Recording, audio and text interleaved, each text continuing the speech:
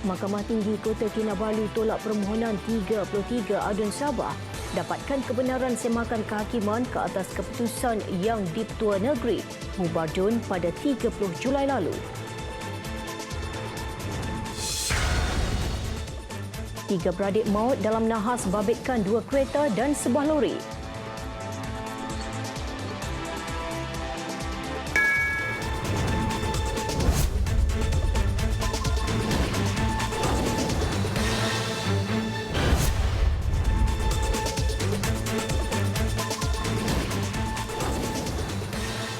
Assalamualaikum dan salam sejahtera. Mahkamah Tinggi Kota Kinabalu menolak permohonan 33 adun Sabah untuk mendapatkan kebenaran semakan kehakiman ke atas keputusan yang di-Petua Negeri membubarkan Dewan Undangan Negeri pada 30 Julai lalu. Pesuruhjaya Kehakiman Leonard David Shim dalam keputusannya berkata, responden telah mengambil tindakan mengikut bidang kuasanya dan tidak boleh diadili. Menurut Pesuruhjaya Kehakiman David Shim, mahkamah mendapati responden kedua dalam kes itu iaitu Ketua Menteri Sabah Datuk Seri Muhammad Syafiee Apdal bertindak menurut Perlembagaan Sabah dalam memohon responden pertama yang di-Petua Negeri Sabah Tun Johar Mahiruddin membubarkan DUN. Katanya Tun Johar juga telah mengambil tindakan yang tertakluk kepada bidang kuasanya untuk membubarkan DUN. Tambahnya, mahkamah meneliti isi kandungan bukan bentuk permohonan bertulis iaitu surat daripada Datuk Seri Muhammad Syafiee kepada Tun Johar untuk membubarkan DUN. Katanya mahkamah mendapati keputusan membubarkan DUN dan pengisytiharan mengenainya tidak boleh diteliti menerusi semakan kehakiman, justru tidak boleh diadili. The court found that the decision of the TYT was non-justiciable. The court took very careful was very careful in delivering its grounds. The court decided that both the first respondent and the second respondent acted within their constitutional powers, acted within the constitutional limits. Kumpulan 33 adun terbabit yang diketuai bekas Ketua Menteri Sabah Tan Sri Musa Ahmad yang juga adun Sungai Sibuga memfailkan rayuan sejurus mendengar keputusan itu. Tiga beradik meninggal dunia dalam kemalangan membabitkan dua buah kereta dan sebuah lori di Bentung Pahang. Nahas turut mengakibatkan 4 yang lain cedera termasuk seorang parah. Kemalangan berlaku di kilometer 18 Jalan Bentung Raut berhampiran Lurah Bilut. Ketua Polis Daerah Bentung, Superintendent Yusof Unis berkata, kejadian berlaku jam 8.25 pagi. Mereka yang maut Nur Asma Ismail 55 tahun serta dua adiknya Masritah 54 dan Muslaini 48 tahun dari Melaka yang menaiki Proton Azora dipandu lelaki berusia 21 tahun bersama 3 lagi ahli keluarga. Mangsa difahamkan dalam perjalanan dari Shah Alam Selangor ke Kelantan. Kemalangan dipercayai berlaku akibat pemandu Proton Azora cuba mengelak Proton Saga di hadapannya yang membrek mengejut kerana terdapat kerja penyelenggaraan jalan. Namun terlanggar belakang Proton Saga dan terbabas ke laluan bertentangan lalu bertembung dengan lori. Pemandu Azora dikejarkan ke Hospital Raut. Manakala 3 lagi ahli keluarganya yang cedera, termasuk seorang kanak-kanak berusia 6 tahun, dirawat di Hospital Bentung dan seorang di Zon Merah. Pemandu kereta Proton Saga dan 3 ahli keluarganya serta pemandu lori berusia 37 tahun tidak mengalami kecederaan. Hari ini kehilangan seorang bintang sukan lawan pedang. Muhammad Amirul Zulkafli yang pernah mewakili Terengganu pada Sukma 2018 ditemui lemas bersama seorang rakannya di pantai Tanjung Seberang Takir berhampiran Jambatan Angkat di Kuala Terengganu. Mayat mangsa ditemui berhampiran antara satu sama lain tidak jauh dari lokasi kejadian kira-kira jam 9 pagi tadi. Menurut Ketua Balai Bomba dan Pelamat Kuala Nerus, Yusmizam Yusof, kejadian berlaku ketika mangsa bersama 5 lagi rakan sekampung sedang mandi manda di kawasan pantai itu pada jam 7.30 pagi. Tiba-tiba kedua mereka dipukul ombak dan dibawa arus deras sebelum tenggelam di dalam laut. Rakan mereka cuba menyelamatkan mangsa namun gagal. Operasi mencari dan menyelamat diketuai pasukan penyelamat di air PPDA Jabatan Bomba dengan dibantu PDRM dan Angkatan Pertahanan Awam Malaysia APM. Muhammad Amirul 15 tahun adalah pelajar Sekolah Menengah Kebangsaan Kompleks Seberang Takir. Manakala rakan mangsa Muhammad Aidil Ashman Abdul Manan 16 tahun, pelajar SMK Padan Negara di Kuala Terengganu. Mayat kedua mangsa dibawa ke Hospital Sultanah Nur Zahirah di Kuala Terengganu untuk bedah siasat.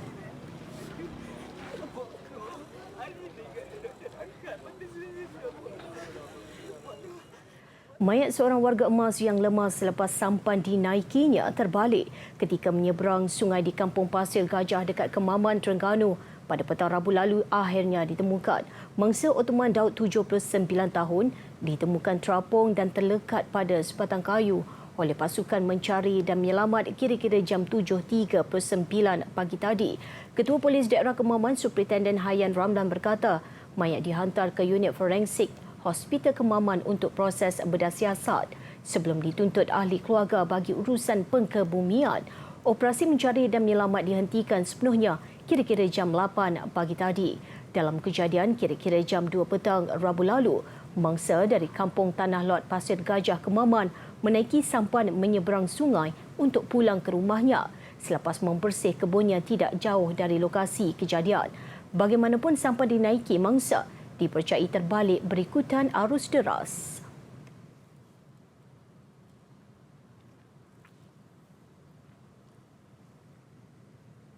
Tidak akan terlepas daripada hukuman jika melanggar SOP kuarantin COVID-19. Tegas Timbalan Menteri Kesihatan Datuk Dr. Nur Azmi Ghazali, tidak ada mana-mana individu akan terlepas walaupun membabitkan seorang menteri. Tidak ada yang terkecuali. Tidak ada pilih kasih. Saya nak, kalau benda ni, saya tak tahu detail benda ni. Kalau benda ni ada kebenaran dia, maka satu siasatan kena dilakukan. Dan hukuman mengikut 342, Akta 342. Beliau mengulas dakwaan bahawa Menteri Perusahaan, Peladangan dan Komoditi Datuk Dr. Khairuddin Aman Razali tidak menjalani kuarantin 14 hari selepas pulang dari luar negara. Katanya siasatan akan dilakukan bagi mengetahui kesahihan dakwaan itu sebelum tindakan susulan diambil.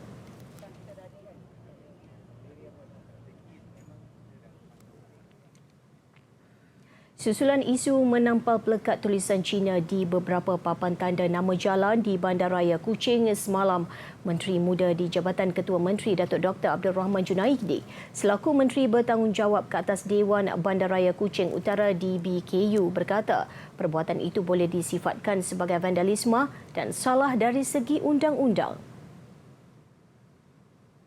Tindakan tersebut merupakan sebuah kesalahan di bawah Seksyen 103/3 Local Authorities Ordinance 1996, iaitu kesalahan mencatatkan nama di papan tanda nama jalan dan juga kesalahan di bawah Bylaw 22 Local Authority Cleanliness Bylaw 1999.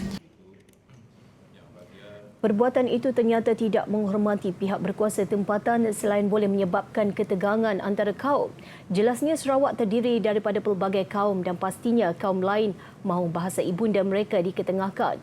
Justru DBKU menetapkan bagi konteks papan tanda nama jalan di Kuching di kawasan Kuching Utara, bahasa Melayu lebih sesuai mewakili semua kaum selain merupakan bahasa kebangsaan. Semalam, sekumpulan pemuda sosialis DAP bertindak menampal tulisan Cina di papan tanda Jalan Main Bazar, Jalan Green Hill dan Lebuh Wayang. Dakwa mereka ia bertujuan untuk kemudahan kawasan berkenaan yang merupakan kawasan tarikan pelancong. DBKU hari ini turut membuat laporan polis berhubung isu itu.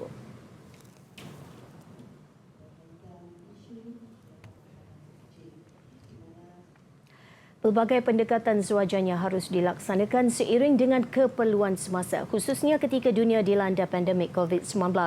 Kementerian Pendidikan KPM perlu lebih proaktif dan teliti dalam setiap keputusan yang dicapai. Segala tindakan strategik yang diambil demi kebaikan pelajar, guru serta ibu bapa. Takwim penggal persekolahan 2020 terpaksa dipinda apabila sekolah di seluruh negara terpaksa ditutup susulan penguatkuasaan Perintah Kawalan Pergerakan PKP 18 Mac lalu. Pindaan membabitkan cuti pertengahan penggal 2 dikurangkan kepada 9 kepada 5 hari. Ada guru yang membangkitkan perkara itu, namun Menteri Kanan Pendidikan Dr. Razi Jidin ada penjelasannya. Asasnya begini, apabila kita menghadapi situasi yang kita tidak pernah hadapi, pendekatan kita juga perlu berbeza daripada pendekatan yang kita guna pakai selama ini. Ya, itu strategi. Tambahnya, beliau tidak mahu jurang penguasaan setiap pelajar terlalu jauh kerana tidak semua berupaya meneruskan pembelajaran secara dalam talian ketika PKP.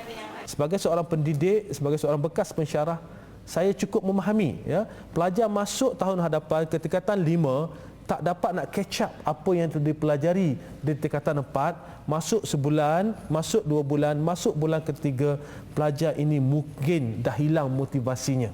Mereka mungkin dah rasakan mereka dah ketinggalan. Dahlah aku nak SPM tahun ini. Begitupun KPM mempunyai perancangan strategik dan menyeluruh dengan menyusun semula takwim penggal persekolahan 2021 bagi menyelaraskan sisi pengajaran dan pembelajaran, peperiksaan serta cuti persekolahan. Dr. Razi memaklumkan beliau mahu sekolah beroperasi dalam keadaan selamat ketika musim COVID-19 dan yang penting bagi meraih kepercayaan ibu bapa, guru dan pelajar terhadap kementeriannya. Saya berada di sini bukan untuk menjadi popular. Itu kena jelas.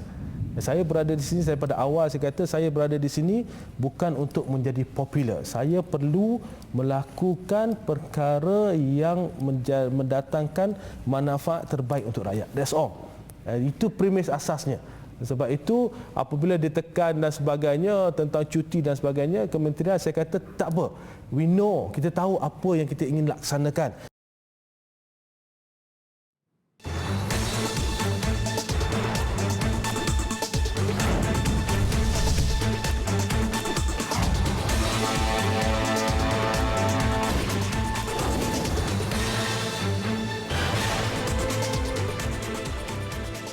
Bertemu kembali. Satu kluster baru COVID-19 dikesan di sebuah restoran di Titiwangsa, Ibu Negara hasil saringan kontak rapat ke atas pekerja di premis makanan itu. Dilaporkan sebagai kluster maju, individu yang dijangkiti merupakan pelanggan di restoran itu. Berdasarkan kenyataan Kementerian Kesihatan KKM, wanita tempatan usia 42 tahun mengalami gejala sakit tekak dan sakit kepala sejak 17 Ogos lalu dan dimasukkan ke Hospital Sungai Buloh. Terdahulu, 2 kes pertama kluster maju iaitu kes ke-9,176 dan 9,177 membabitkan warga negara asing. Setakat ini, seramai 672 orang telah disaring, termasuk 16 pekerja dan selebihnya adalah pelanggan. Daripada jumlah itu, 3 kes dikesan positif COVID-19. Sementara itu, 3 kes baru dilaporkan bagi kluster tawa di Kedah, menjadikan jumlah kes positif kluster berkenaan sebanyak 58 orang. Setakat jam 12 tengah hari tadi, seramai 2,733 orang disaring.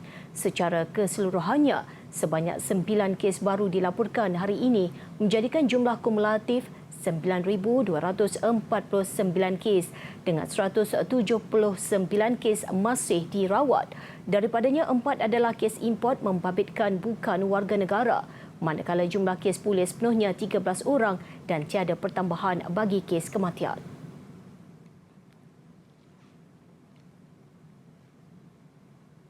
Muafakat Nasional MN mengesahkan telah menerima surat persetujuan daripada Presiden Parti Pribumi Bersatu Malaysia Bersatu Tan Sri Muhyiddin Yassin untuk menyertai gabungan itu.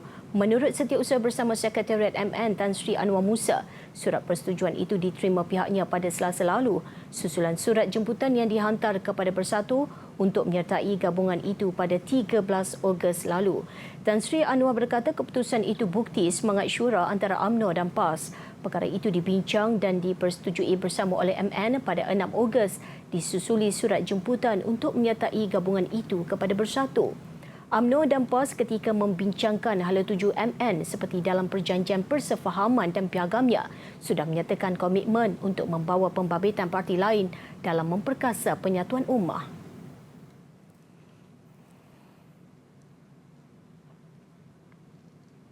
Menteri Komunikasi dan Multimedia Datuk Saifuddin Abdullah berharap sambutan Hari Kebangsaan 2020 akan meningkatkan semangat patriotisme serta rasa cinta kepada negara.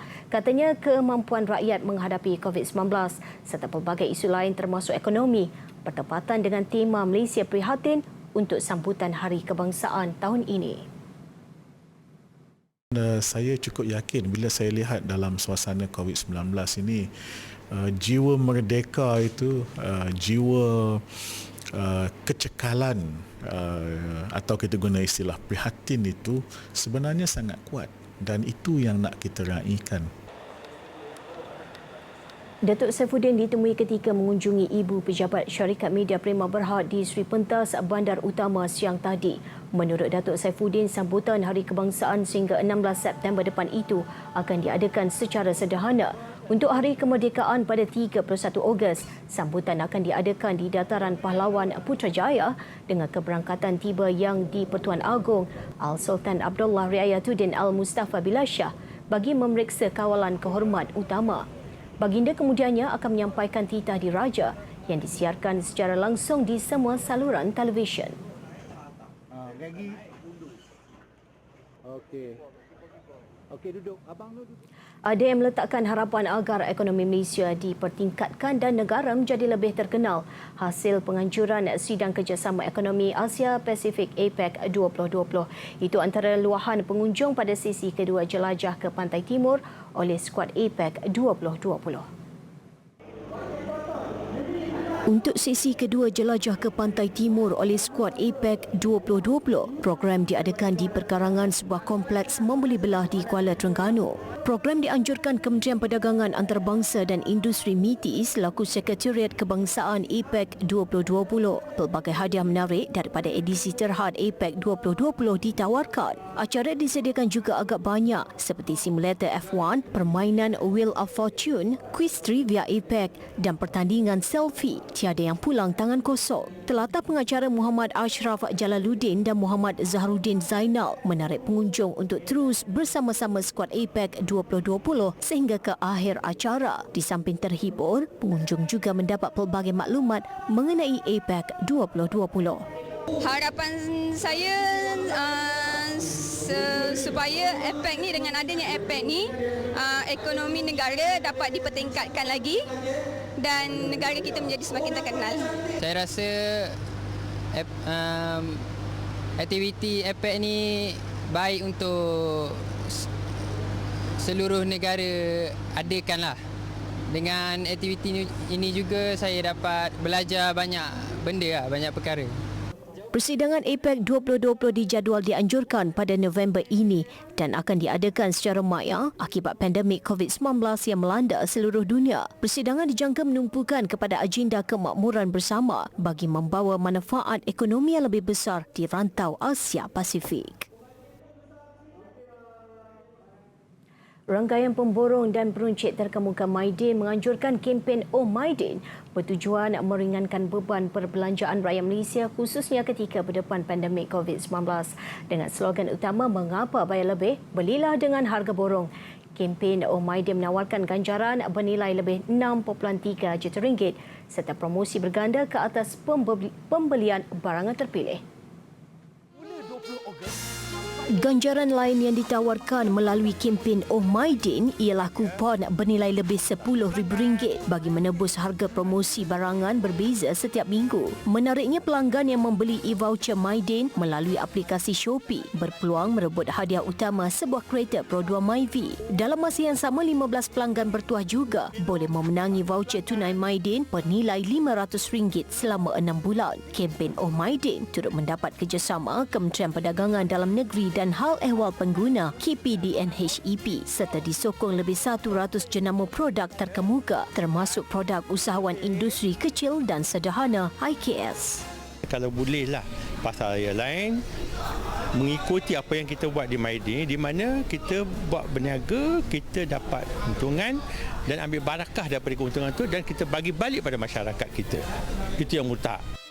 Semalam semasa pelancarannya, Oh Maidin turut menawarkan kepada pengguna merebut barangan dengan harga yang lebih rendah serta ganjaran menarik. Program dibarisi artis popular tanah air seperti Ellie Mazlin, Iseh, Aceh, Siti Nordiana, Diana Daniel, Diana Ruza, Black, Chef Naim, Chef Nick Michael dan Hazama. Kempen Oh Maidin berlangsung sehingga 1 November. Dalam perkembangan lain, Maidin bersama rakan-rakan penaja Platinum, Mimi, Nestle dan PNG turut memberi memberi sumbangan sebanyak RM163,000 kepada 15 badan kebajikan berdaftar di seluruh negara. Program dilakukan di bawah tanggungjawab Sosial Korporat Maidin Prihatin untuk membantu golongan yang memerlukan.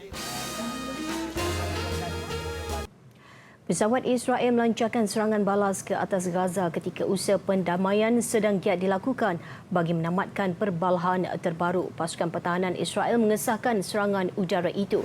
Israel mengebom Gaza hampir setiap malam sejak 6 Ogos lalu setelah memperketatkan sekatan selama 13 tahun terhadap Gaza. Rezim Zionis itu juga melarang nelayan Gaza pergi ke laut dan menyekat penghantaran barang yang melintasi wilayah itu, menyebabkan penutupan satu-satunya loji jana kuasa Gaza kerana kekurangan bahan bakar.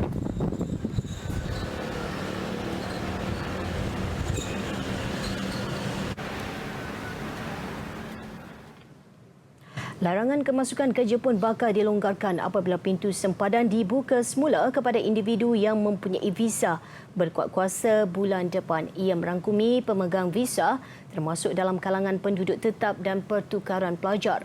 Jepun setakat ini melaksanakan sekatan perjalanan antara paling ketat selari usaha mengekang penularan COVID-19. Ia menyaksikan individu yang mempunyai visa penduduk tetap masih tidak dibenarkan pulang, sekaligus memberi tekanan terhadap aspek beban keuangan dan menjana pendapatan seharian.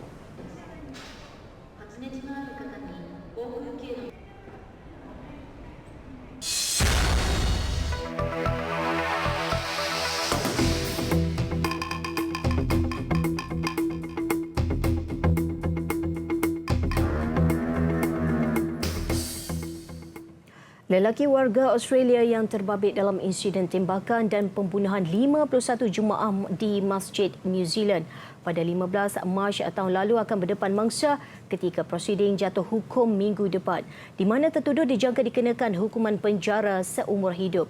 Brenton Tarrant disabitkan 51 tuduhan membunuh, 40 tuduhan cubaan membunuh dan 1 pertuduhan keganasan. Tarrant dijangka berada di mahkamah untuk prosiding jatuh hukum selama 4 hari yang bermula Isnin ini. Sebilangan mangsa yang terselamat dan keluarga mangsa dibenarkan berada di mahkamah dan bersemuka dengan tertuduh. Hakim Mahkamah Tinggi Cameron Manda berkata, hukuman itu adalah detik penting bagi mangsa dan cara terbaik untuk memberi ketenangan kepada komuniti Islam. They're going to take you for a live shot.